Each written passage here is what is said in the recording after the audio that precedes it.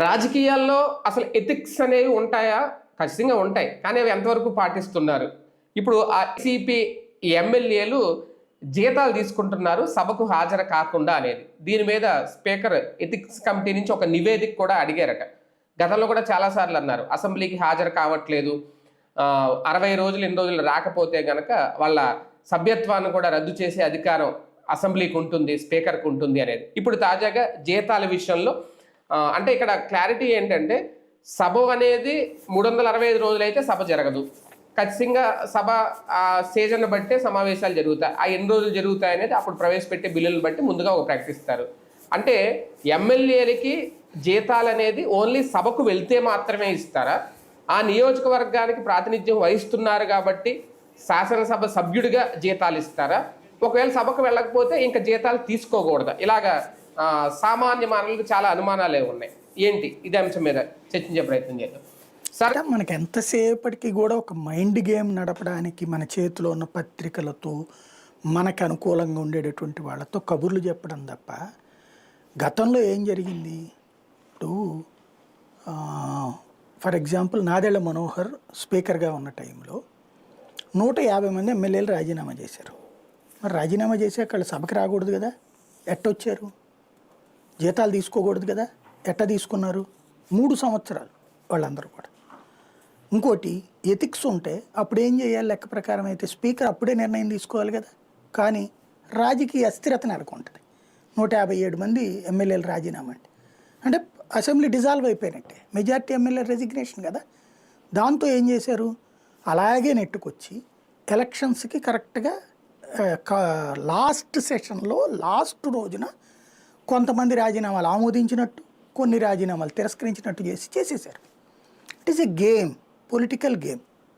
ఇవాళ జరిగేది కూడా పొలిటికల్ గేమ్.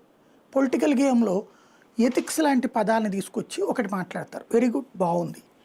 ఎన్టీ రామారావు గారు 5 సంవత్సరాలు అసెంబ్లీకి వెళ్ళలేదు. ఆయన బాయ్కాట్ చేసి 5 సంవత్సరాలు ఒక్కరోజు కూడా అసెంబ్లీకి పోలేదు. తను ఓడించినందుకు ప్రతీకారం కింద. మరి ఆయనకి ఎథిక్స్ ఉన్నట్టా లేనట్టా? ఎన్టీ రామారావు గారికి ఆయన పోనీ ఏమన్నా సభలో ఆయన ఎవరు అవమానించలేదు. ఇప్పుడు ఇంకా చంద్రబాబు గారు అయితే కనుక నా భార్యని అన్నారన్నారు, ఓకే, ఒక పాయింట్. మరి ఎన్టీ రామారావు గారిది అదేమంటే రోడ్డు మీద పడుకున్న రోజులు ఉన్నాయి. ఆయన ఎథిక్స్ ఉన్నట్టా లేనట్టా? అంటే ఆ రోజున ఎన్టీ రామారావు గారు చేస్తే గొప్ప, సభను కూడా బహిష్కరించిన మహానుభావుడు. ఆయన దెబ్బకి వణికిపోయారు. ఎవడు వణుకుతాడు? ఏం జరుగుతుంది బేసిక్గా రాజకీయం అన్నటువంటి దాంట్లో?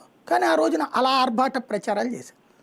చంద్రబాబు నాయుడు గారు 3 ఏళ్ల పాటు అటు అసెంబ్లీకి వెళ్ళలేదు కదా, ఇట్లా భువనేశ్వర్ గారి పాయింట్ని రైట్ చేసి. మరి ఆ రోజున ఆయన్ని ఎథిక్స్ ఉన్నట్టా లేనట్టా? తన కుటుంబానికి సంబంధించి అవమానించారు కాబట్టి బాయ్కాట్ చేశానన్నారు. ఇప్పుడు జగన్మోహన్ రెడ్డి ఏమంటున్నాడు? నువ్వు ప్రతిపక్ష స్థానం నాకు ఇవ్వండి అని అడిగాడు.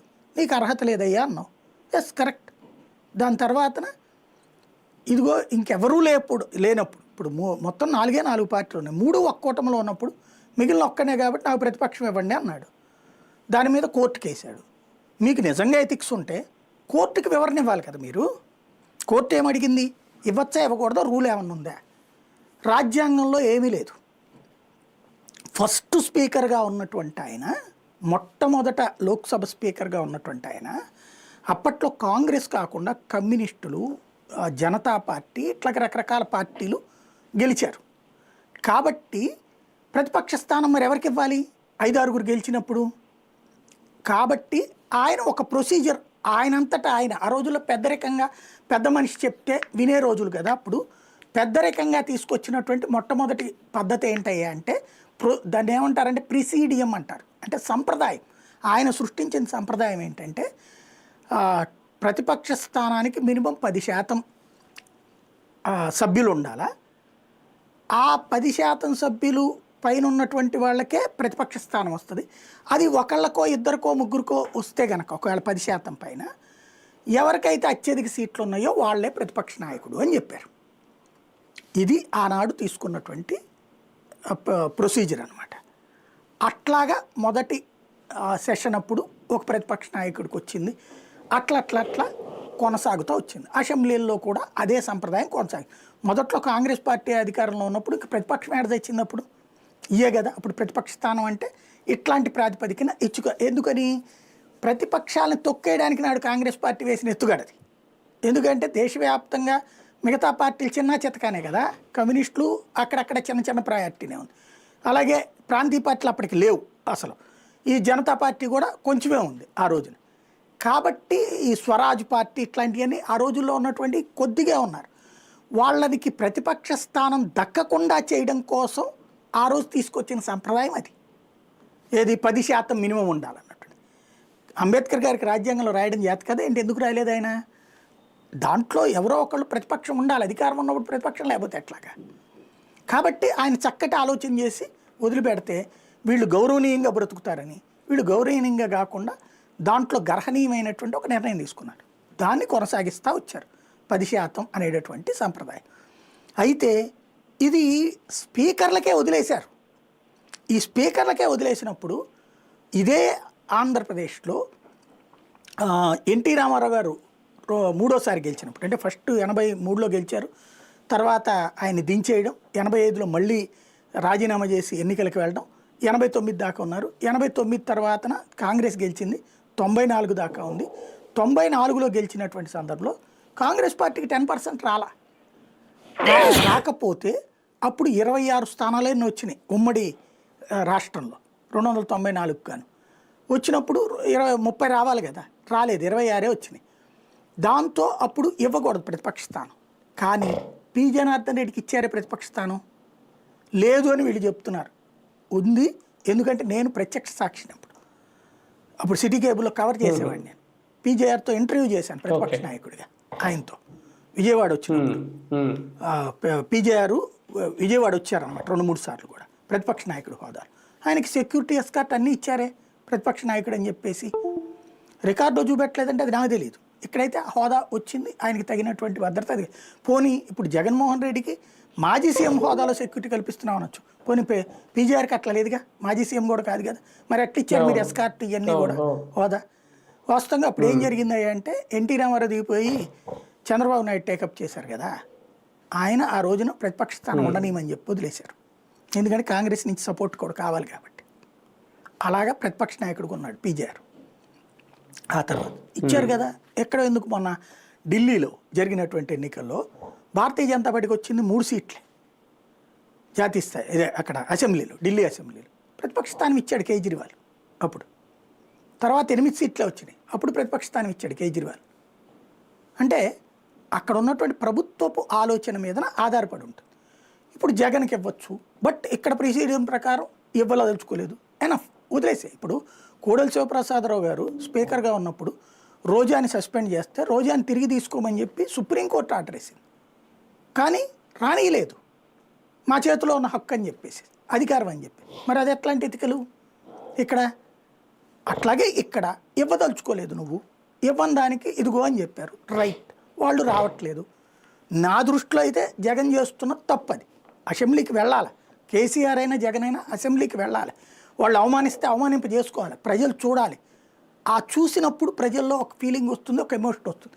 కానీ వీళ్ళిద్దరూ ఒకసారి ముఖ్యమంత్రులు అయ్యాక వీళ్ళల్లో ఒక సైకలాజికల్గా ఒక ఈగో ఫీలింగ్స్ వచ్చేసినాయి. మేము తిట్టించుకోవడానికి సిద్ధంగా లేము. అంతకుముందు తిట్టించుకుని ప్రజల చేత సింపతి తెచ్చుకుని గెలవగలిగారు. అప్పుడు కేసీఆర్ అయినా మొన్న జగన్ అయినా సరే. కానీ ఓడిన తర్వాత మాత్రం వాళ్ళ వల్ల కావట్లేదు, సైకలాజికల్గా ఫీలింగ్ అయ్యారు. ఆ విషయంలో నేను తప్పే పడతా. అది జగన్ ఇప్పుడు ప్రతిపక్ష నాయకుడు హోదా రాకపోయినా వాళ్ళ శాసనసభాపక్ష నాయకుడు కదా ఆయన, 11 స్థానాలు ఉన్నటువంటి శాసనసభాపక్ష నాయకుడు. ఇప్పుడు విష్ణుకుమార్ రాజు వాళ్ళ శాసనసభాపక్ష నాయకుడు కదా, వాళ్ళకి 8. అట్లాగే 21 స్థానాలు ఉన్నటువంటి జనసేన వాళ్ళకి ఒక పక్ష నాయకుడు ఉన్నాడు కదా, పవన్ కళ్యాణ్. అట్లాగే శాసనసభాపక్ష నాయకుడిగా 3వ శాసనసభాపక్ష స్థానం వస్తుంది కదా. ఆ రూట్లోనైనా వీళ్ళ 11 మందిని ఒక చోట కూర్చోబెడతారు. ఒకవేళ వీళ్ళు కావాలని అవమానించడానికి వెనక సీట్లో కూర్చోబెట్టారు, లెట్ దెమ్ డూ, పబ్లిక్ చూస్తారు కదా అదేంటి అనేటటువంటిది. అవతలి వాడు యొక్క కుచ్చిత బుద్ధిని చూపించగలిగి కూడా చూపించలేకపోతున్నాడు అతను. It is a political blunder. అది అహం అన్నటువంటి దాని వల్ల చెడగొట్టుకుంటున్నాడు. నేను అది ఆ విషయంలో జగన్ని తప్పుపడతాను. సేమ్ టైం వీళ్ళు ప్రతిరోజు ఇది ఒక 24 గంటలు రాజకీయమే మీ జీవితాలు. అరే జనాలు పక్కన ఫీజు రియంబర్స్మెంట్ లేవు చేస్తున్నారు, అటు పక్కన ఆరోగ్యశ్రీ గురించి ఏంటో తేలకు ఇబ్బంది పడిపోతున్నారు, 24 గంటలు ఆ రీసర్వేలు అని చెప్పేసి చేస్తున్న దాంట్లో అదేందో అర్థంగా కొట్టుకు చేస్తున్నారు. జనాలు విలవిల్లాడుతుంటే దానికి సంబంధించి పరిష్కారాలు ఏం చూపించకుండా 24 గంటలు రాజకీయమేనా, ఎథిక్సా అనెథిక్సా, వాడు వీడు దుర్మార్గుడు, ఇదే పనే ఎన్ని రోజులు? 2 ఏళ్ళు అయిపోతుంది. 2 ఏళ్ల తర్వాత కూడా ఇంకా రాజకీయం చేస్తా బతికేయడమేనా? అది ఆలోచించుకుంటే బెటర్ కదా. కానీ ఒకటి సార్, ఇదంతా ఒక ఎత్తు అయితే అసలు అసెంబ్లీకి వెళ్ళడం ఇష్టం లేనప్పుడు వెళ్లకుండా మానేయాలి, కానీ వెళ్ళి సంతకాలు పెట్టి వచ్చేస్తున్నారంట. అదే అట్లాగే చంద్రబాబు నాయుడు గారు బాయ్కాట్ చేశాక వీళ్ళు కూడా లేదు, సభ లోపల కూర్చుని వెళ్ళేది ఏముంది, వెళ్ళారు కాసేపు కేకలేసేయడం వచ్చేయడం, అట్లాంటి నాటకాలు వీళ్ళు ఆడట్లేదు బేసిక్గా. అప్పుడు ఎతిక్సా అనెతికలా. ఇకపోతే ఈ సంతకాలు పెట్టేది ఉంది, 1 సారో 2 సార్లు 3 సార్లు నేను డేటా చూసా. ఆ రోజుల్లో వీళ్ళు ప్రశ్నోత్తరాల సమయానికి ప్రశ్నలకు ఇచ్చారో లేదో కనుక్కోండి, వీళ్ళు వేసిన ప్రశ్నలకు ఆన్సర్ ఇచ్చిందో లేదో సభలో ఉందా లేదా. అంటే వీళ్ళ ప్రశ్నోత్తరాల లెటర్ ఇవ్వాలంటే అసెంబ్లీలో అడుగు పెట్టాలంటే సంతకం పెట్టి పోవాలా, బయట నుంచి ఇవ్వరు. అది బయట రోడ్డు మీద ఇచ్చేరయ్యి ప్రశ్నోత్తరాలది. సభ లోపల సెక్రటేరియట్లోకి వెళ్ళాలంటే మనం వెళ్ళాలంటే మనకు పాస్ ఉండాలి, మనం ల్యాబీల్లో వరకు అలౌడ్. ఆ ల్యాబీలు దాటినటువంటి ప్లేస్లో తీసుకుంటారు, అక్కడ బాక్స్ ఉంటుంది దాంట్లో వేయాలి ప్రశ్నోత్తరాలు. వేయాలంటే అక్కడ సంతకం పెట్టిపోవాలి, లేదా అక్కడ కాకుండా వాకెట్లో ఏ ప్రెస్ దగ్గర పడేయండి ఆ కాగితం, సంతకం పెట్టక్కర్లేదు ప్రశ్నోత్తరాలు దానికైతే అంటే అయిపోయా. వీళ్ళు ప్రశ్నోత్తరాలు అడిగారు, దానికి సమాధానాలు దాంట్లో సభలో వచ్చినాయి, అవి చూసాం కదా. అప్పుల గురించి ఇట్లాంటివన్నీ కూడా అవి అడిగారంటే ఏంటి, ప్రతి సెషన్లో వీళ్ళు ప్రశ్నలు అడుగుతున్నారు, వాళ్ళు సమాధానం చెప్తున్నారు, ఆ ప్రశ్నలు ఇవ్వడానికి సంతకం పెట్టాలి వాళ్ళు. సభలో కూర్చోలేదు, కూర్చో. ఇప్పుడు వీళ్ళందరూ సభలో రాత్రి పగలు కూర్చుంటున్నారా ఏంది? చంద్రబాబు నాయుడు గారు కూర్చుంటున్నారా, లోకేష్ గారు కూర్చున్నారా, పవన్ కళ్యాణ్ గారు కూర్చుంటున్నారా, ఎమ్మెల్యేలు అందరూ కూర్చుంటున్నారా? 1 గంట కూర్చుంటారు, 2 గంటలు బయట తిరిగి వస్తుంటారు. పాత రోజుల్లో మేము అసెంబ్లీ కవర్ చేసిన రోజుల్లో అయితే 100కి 90% సభలోనే కూర్చునేవాళ్ళు ఎమ్మెల్యేలు. నేను బాగా చూసిన ల్యాబీలు చంద్రబాబు గారిది చూశాను, రాజశేఖర రెడ్డి గారిది చూశాను. అప్పుడు అసెంబ్లీ ల్యాబీలు హైదరాబాద్లో ఉన్నటువంటి సందర్భంలో ఇక్కడికి వచ్చాక నేను అడుగు పెట్టలేదు. కోడెల శివప్రసాద్ గారు ఉన్నప్పుడు కూడా అక్కడ ఉన్నప్పుడు నేను కమిటీ మెంబర్గా కూడా ఉన్నా, ఏది మీడియా కమిటీకి. నాదెళ్ల మనోహర్ ఉన్నప్పుడు నేను కమిటీ మెంబర్గా ఉన్నాను, ఇక్కడికి కోడెల శివప్రసాద్ గారు ఉన్నప్పుడు కూడా ఉన్నాను. అప్పుడు నాదెళ్ల మనోహర్ గారు ఉన్నప్పుడేమో అన్ని ఛానళ్ళ నుంచి ఒక్కొక్కళ్ళని పెట్టారు కమిటీగా, 20 మంది 25 మంది. కోడెల శివప్రసాద్ గారు ఉన్నప్పుడు 10 మందితోనే కమిటీ వేశారు. ఆ 10 మందిలో నేను కూడా ఒక్కడిని. చంద్రరాజప్ప గారికి వచ్చేటప్పటికి ఇది media atrocities committee, media atrocities కమిటీలో కూడా మెంబర్గా ఉన్నాను నేను అప్పుడు. యూనియన్ తరపున నన్ను సిఫార్సు చేశారు.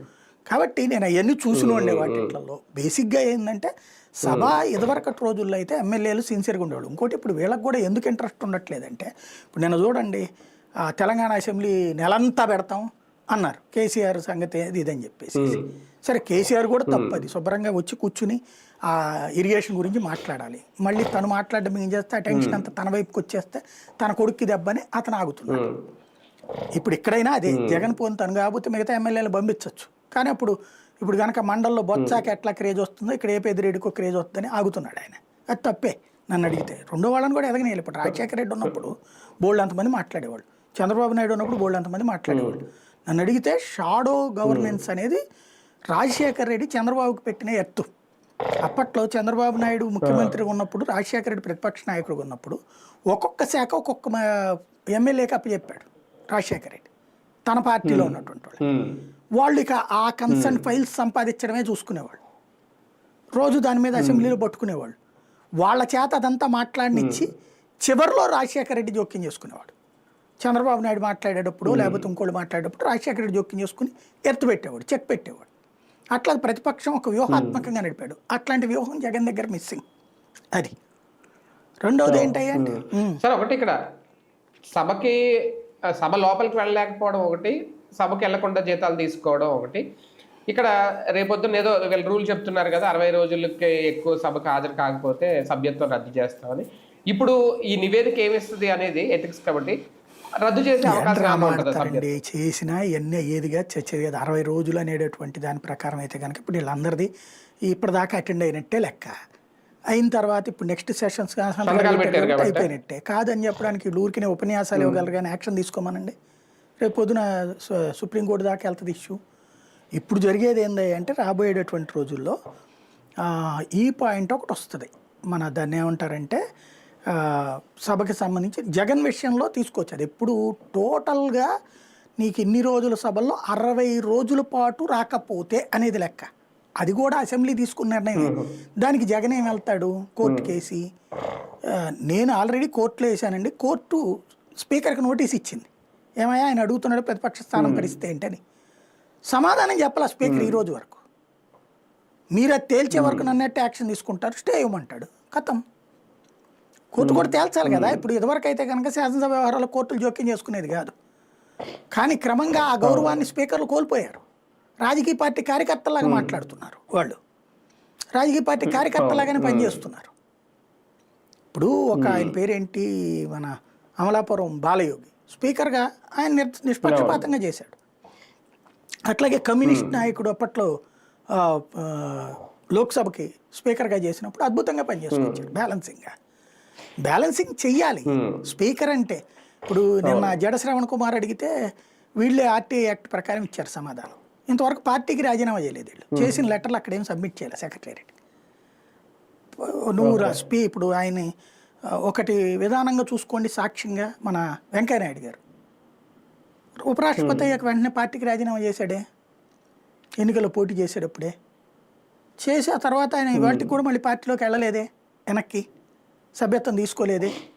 ఎందుకంటే అది గౌరవం, బాధ్యత. వెంకయ్యనాయుడు గారికి ఉన్న విలువలు వీళ్ళ దగ్గర ఉన్నాయా? అక్కడ విలువల గురించి మాట్లాడాలంటే కరెక్ట్, ఆ విలువలు నీ దగ్గర ఉండాలి. మేము చెప్పేటప్పుడు విలువల గురించి చెప్తాం కానీ మా దగ్గర ఆ విలువలు ఉండవు అనుకుంటే ఏముంటుంది? ఎథిక్స్ ఎదుటివారిగా గారు మనకు లేవనుకుందా? విలువలు ఉన్నోడు విలువల గురించి మాట్లాడాలి, బాగుంటుంది అప్పుడు. అదే కదా, రైట్. చూద్దాం ఇప్పుడు వైసీపీ ఎమ్మెల్యేలకి నిజంగా ఎథిక్స్ లేవా? వాళ్ళు సభకు వెళ్లకుండా జీతాలు తీసుకోవడం అనేది ఒక అతిపెద్ద నేరమా? అంటే దీని వెనకైనా రాజకీయ వ్యూహం ఉందా? లేదు నిజంగా చట్ట ప్రకారం వాళ్ళ మీద ఏమైనా చర్యలు తీసుకుంటారా? ఎథిక్స్ కమిటీ ఇచ్చే నివేదిక మీద ఆధారపడి ఉంటుంది స్పీకర్ ఎలాంటి డెసిషన్ తీసుకుంటారు, వేచి చూద్దాం.